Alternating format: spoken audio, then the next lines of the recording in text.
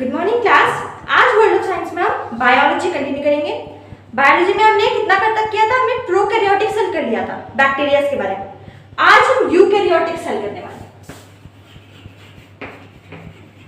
Eukaryotic cell यानी कि हम लोग क्या है? Eukaryotic cell, true cell. Eu का मतलब होता है ट्रू और कैरियोटिक, कैरियन का मतलब होता है न्यूक्लियस।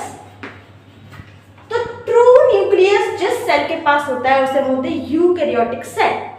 जब हमने प्रोकैरियोटिक सेल पढ़ा था तो उसमें क्या था? उसमें न्यूक्लियस, ट्रू न्यूक्लियस नहीं था, उसमें न्यूक्लियोइड नाम का एक स्ट्रक्चर था। ये एक प्रोकैरियोटिक सेल था और इसके अंदर जो हमारा जेनेटिक मटेरियल है वो ऐसे अरेंज था एक एरिया में जिसे हम न्यूक्लियोइड कहते हैं।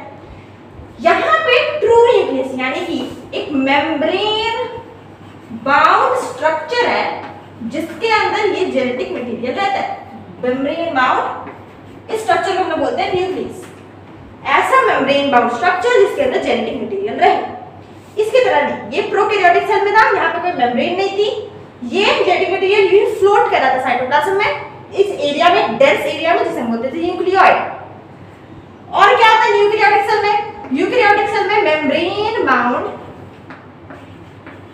ऑर्गेनेल्स भी होते हैं। हमने पढ़ा था कि प्रोकैरियोटिक सेल्स में कोई मेम्ब्रेन बाउंड ऑर्गेनेल नहीं होता है ना, उसमें सिर्फ एक ही होता है ऑर्गेनेल, होता है राइबोसोम। क्यों? क्योंकि उसमें मेम्ब्रेन नहीं होती। तो जितने भी मेम्ब्रेन बाउंड ऑर्गेनेल्स हमने बचपन से जो पढ़ता है वो सब क्या है? यूकैरियोटिक सेल में पाया जाता है। अब यूकैरियोटिक सेल्स में जो ऑर्गेनेल्स हैं उनका कोऑर्डिनेटेड फंक्शन होता है। जैसे हमारे बॉडी में हार्ट, ब्लड वेन्स, ये सब क्या होता है? एक कोऑर्डिनेटेड फंक्शन कर रहे हैं। तो ऐसे सेल के अंदर भी, यूकैरियोटिक सेल के अंदर भी बहुत सारे अलग अलग सिस्टम है। तो आज हम पहला सिस्टम के बारे में बात करेंगे जिसका नाम है एंडोमेम्ब्रेन सिस्टम।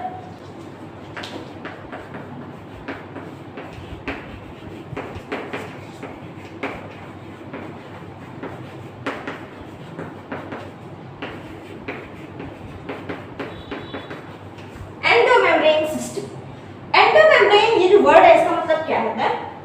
एंडो का मतलब होता है इनसाइड द सेल। जो हमारा एंडो है इसका मतलब होता है इनसाइड दिस सेल, सेल के अंदर है।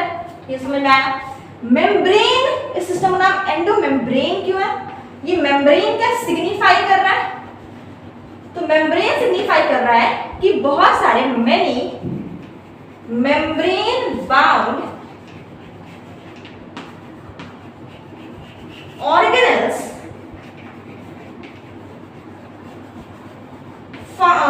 function work together। जैसे कि हमारे बॉडी में होता है ब्रेन, नर्व, ये सब एक साथ काम करते हैं, वैसे इसमें भी बहुत सारे मेम्ब्रेन बाउंड ऑर्गेनेल्स साथ में काम कर रहे हैं। इसे बोलते हैं coordinated function. Coordinated function show करना, ये हमारे एनसीईआरटी में ये दिया गया। क्या? कोऑर्डिनेटेड फंक्शन शो कर रहे हैं कौन? Membrane bound organelles. ये कौन-कौन से मेम्ब्रेन बाउंड ऑर्गेनेल्स इसके अंदर पाए जा रहे हैं? इसके अंदर 4 ऑर्गेनेल्स पाए जाते हैं। सबसे पहला ER। ER क्या होता है? Endoplasmic reticulum. Endoplasmic reticulum.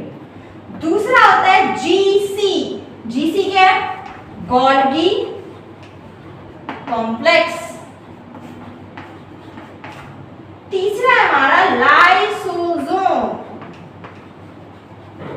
और चौथा है हमारा बैकबोन। ये 4 मेम्ब्रेन बाउंड ऑर्गेनेल्स साथ में मिलकर क्या बनाते हैं? Endomembrane system. ये समझने के लिए हम एक सिंपल डायग्राम बनाते हैं। हमारा टोटल एंडोमेम्ब्रेन सिस्टम, सबसे पहले क्या होता है? ये जो पार्ट है ये हमारा ER endoplasmic reticulum. Endoplasmic reticulum भी 2 तरह का होता है। एक होता है रफ एंडोप्लाज्मिक रेटिक्यूलम, एक होता है स्मूथ एंडोप्लाज्मिक रेटिक्यूलम। रफ का मतलब क्या होता है? उसकी जो मेम्ब्रेन है, आउटर मेम्ब्रेन, उसके ऊपर बहुत सारे छोटे छोटे पार्टिकल्स हैं। छोटे छोटे पार्टिकल्स क्या है? राइबोसोम्स। जब राइबोसोम्स एंडोप्लाज्मिक रेटिकुलम के लेयर आउटर मोस्ट लेयर में एम्बेडेड हो जाए तो उस रेटिकुलम को बोलते हैं rough endoplasmic reticulum, RER, rough endoplasmic reticulum. और जिसमें राइबोसोम्स नहीं होते उसको क्या बोलेंगे हम? Smooth endoplasmic reticulum, SER। फिर हमारा दूसरा ऑर्गेनेल हमने क्या कहा था?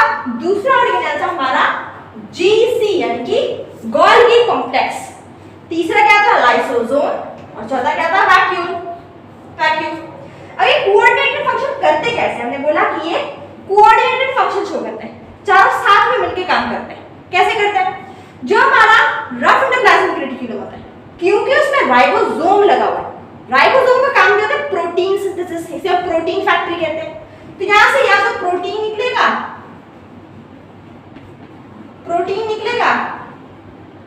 या फिर SER स्मूथ एंडोप्लाज्मिक रेटिकुलम निकालता है हमारा लिपिड्स या फिर स्टेरॉइड्स, लिपिड्स एंड स्टेरॉइड्स। तो दो चीज एंडोप्लाज्मिक रेटिकुलम से निकलती है। अब ये दो चीज का होता क्या है? ये दोनों नॉर्मली कहां जाते हैं? हमारे गोल्गी कॉम्प्लेक्स के अंदर चले जाते हैं। ये जो यहां से ये गया, यहां से ये गया, गोल्गी कॉम्प्लेक्स में ये मॉडिफाई होते हैं, इनके ऊपर कुछ एक्स्ट्रा परत चलती है। किसकी परत? ग्लूकोज की परत चलती है।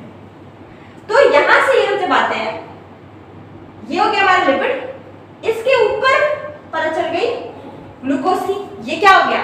ग्लाइकोलिपिड हो गया। सब यही बोलते हैं ग्लाइकोलिपिड। और दूसरा क्या था हमारा? दूसरा था हमारा प्रोटीन। प्रोटीन के ऊपर भी जब गोल्गी कॉम्प्लेक्स से बाहर निकला, ये दोनों चीज बाहर निकला है, गोल्गी कॉम्प्लेक्स से जब प्रोटीन निकला तो उसका नाम क्या हो जाएगा? ग्लाइकोप्रोटीन।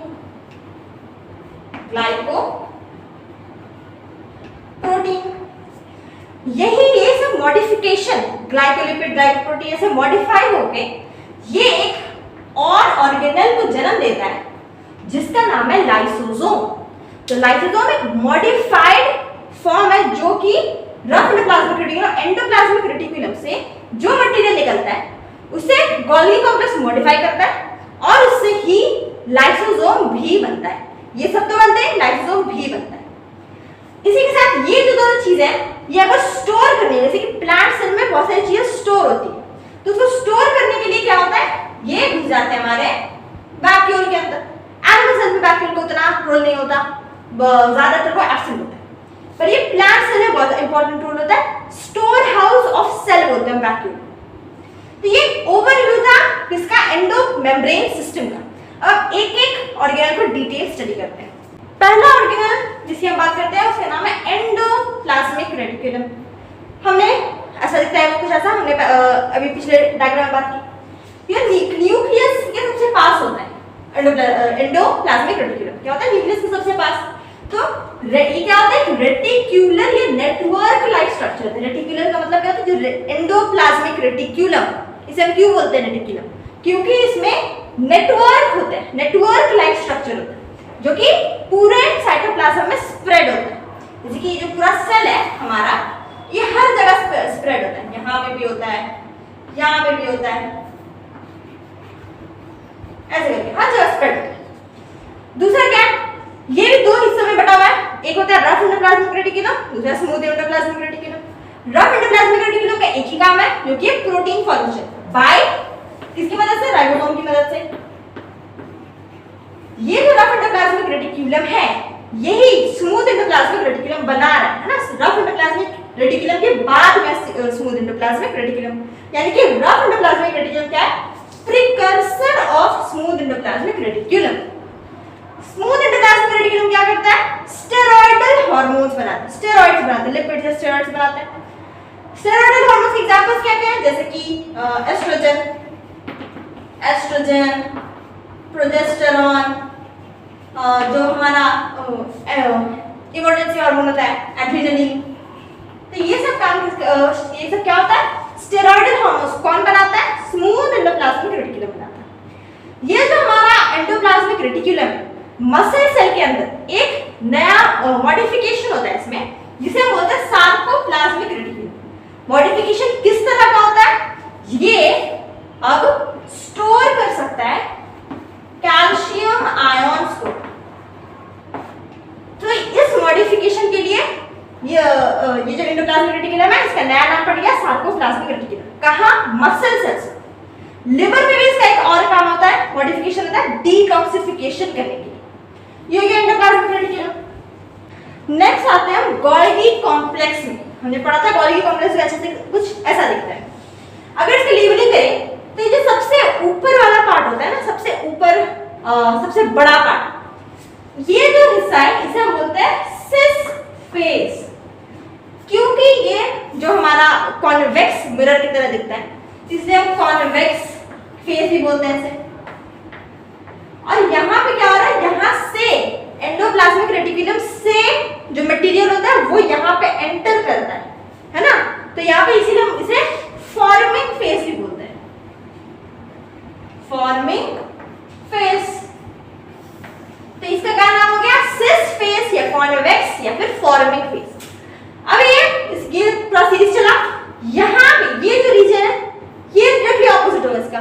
सिस का ऑपोजिट क्या होता है? ट्रांस होता है। कॉन्वेक्स का होता है कॉनकेव। और क्योंकि यहाँ से बन के निकल रहा है, यानी कि मैच्योर होके निकल रहा है, इसे बोलेंगे मैच्योरिंग फेस। ये हो गया हमारा गोल्गी कॉम्प्लेक्स। ये क्या होता है? डेंसली स्टेन्ड होता है। जब हम स्टेनिंग करते हैं तो ये बहुत डेंसली स्टेन्ड होता है। और ये भी रेटिकुलर स्ट्रक्चर है, यानी कि नेटवर्क बना रहा है। ये बना है thin flat disc like structure से, है ना, बहुत सारे डिस्क से बने। इन डिस्क्स का नाम होता है सिस्टर्ने। इन पर्टिकुलर डिस्क्स का नाम होता है। और ये कैसे अरेंज है? हमने देखा है पैरेलली अरेंज होता है, लेकिन कॉन्सेंट्रिकली अरेंज होते हैं, यानी कि अगर इसका पूरा सर्कल हम बनाएं तो सब सर्कल का एक ही कॉमन सेंटर होगा, है ना। इसे बोलते हैं parallelly and concentric circle arranged. इसे डिस्कवर किया था कैमिलो गोल्गी 1898 में, इसीलिए इसका नाम गोल्गी है। प्लांट सेल्स में इसका नाम होता है डिक्टियोसोम्स। डिक्टियोसोम्स इसे बोलते हैं प्लांट सेल्स में। इसका फंक्शन क्या है? ये पैकेजिंग मदद करता है, हमने देखा। ग्लाइकोसाइलेशन, ग्लाइकोसाइलेशन क्या होता है? जैसे कि प्रोटीन में ग्लूकोज की परत चढ़ना, लिपिड में ग्लूकोज की परत चढ़ना, इसे हम बोलते हैं ग्लाइकोसाइलेशन, जो हमने पिछले स्लाइड में बात की। या फिर लाइसोसोम की फॉर्मेशन की भी हम बात की हमने कि लाइसोसोम की फॉर्मेशन भी कहां से होती है? गोल्गी कॉम्प्लेक्स से होती है। इसका जो डायमीटर होता है वो 0.1 से 0.5 से 1 माइक्रोमीटर जितना होता है, यानी कि इसे हम इलेक्ट्रॉन माइक्रोस्कोप के बिना नहीं देख सकते। लास्ट क्या है? इसमें भी अगर मॉडिफिकेशन होती है, जो हमारे स्पर्म्स होते हैं उसमें ये मॉडिफाई होके एक्रोसोम नाम का स्ट्रक्चर बनाता है ना। ये जो हमारा स्पर्म है, इसके ऊपर एक ऐसा ट्रायंगल शेपेड स्ट्रक्चर होता है, इसे बोलते हैं एक्रोसोम। इसके अंदर क्या होता है? फर्टिलाइजिंग एंजाइम होता है। ये हो गया गोल्गी कॉम्प्लेक्स। लाइसोसोम में लाइसोसोम क्या होता है? यूनिट मेम्ब्रेन बाउंड होता है, यानी कि इसमें सिर्फ एक ही मेम्ब्रेन होती है। एंडोमेम्ब्रेन, एंडोप्लाज्मिक रेटिकुलम और गोल्गी में 2 मेम्ब्रेन्स होती है। इसमें क्या होता है? Unit membrane. और वैक्यूल्स में क्या होता है? Unit membrane. इन दोनों में यूनिट मेम्ब्रेन होता है। लाइसोसोम का एक और नाम हमें सुना होगा हमने, क्या नाम है उसका? Suicidal bag. अब इसे ना सुइसाइडल बैग क्यों बोलते हैं? क्योंकि इनके अंदर बहुत सारे हाइड्रोलाइटिक एंजाइम्स होते हैं, ऐसे एंजाइम जो कि किसी चीज को तोड़ दे। जैसे कि इसके अंदर एग्जांपल के लिए इसके अंदर लाइपेज होता है जो कि लिपिड को तोड़ दे, प्रोटीएज होता है जो कि प्रोटीन को तोड़ दे, एक्सेट्रा। सारे तोड़ने फोड़ने वाले एंजाइम इसी के अंदर होते हैं। इसीलिए इसे एसिडिक पीएच की भी जरूरत होती है। एसिडिक पीएच हमें क्या से मिलता है? 4 से 5 पीएच रेंज, इसे हम बोलते हैं एसिडिक पीएच। तब एक्टिवेट होता है ये सारे एंजाइम्स। ये क्या करते हैं? इंट्रा सेल्यूलर या फिर एक्स्ट्रा सेल्यूलर, सेल के अंदर या फिर सेल के बाहर, ये सारे डाइजेशन को कौन करता है? लाइसोसोम करता है। ये जब हमारा सेल खराब हो जाता है, जैसे कि कैंसर के टाइम में या बहुत सारे टॉक्सिन जब इकट्ठे हो जाए सेल में, तब यही चीज हमारे पूरे सेल को खा जाती है, क्योंकि इसमें पूरे सेल को खाने के एंजाइम्स होते हैं। तो ये क्या होती है? ये पूरे सेल को भी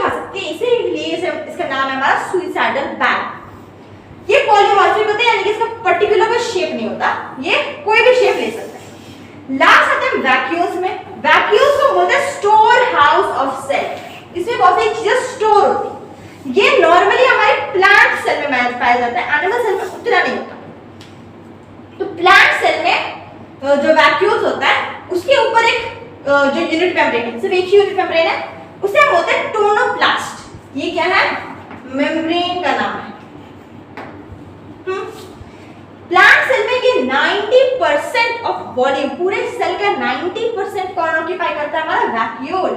जैसे कि ये अगर एक सेल है, ठीक, इसका 90% हिस्सा वैक्यूल ऑक्यूपाई करेगा, 10% पे जो हमारा न्यूक्लियस और दूसरे बाकी सारे ऑर्गेनल्स 10% जगह पे ऑक्यूपाई करेंगे। ये जो वैक्यूल के अंदर क्या होता है? सेल सैक भरा होता है। प्लांट सेल के अंदर सेल सैक के अंदर क्या होता है? जैसे कि एक्सक्रीटरी प्रोडक्ट्स, एक्सक्रीटरी वेस्ट, जो हमारे पिगमेंट्स होते हैं, पिगमेंट्स, मिनरल्स, ये सब क्या होता है?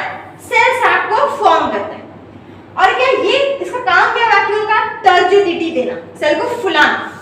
Opening and closing of stomata भी एक एग्जांपल है वैक्यूल का। आज हमने किया पूरा हमारा एंडोमेम्ब्रेन सिस्टम। आगे हम दूसरे ऑर्गेनल्स के बारे में बात करेंगे। Thank you.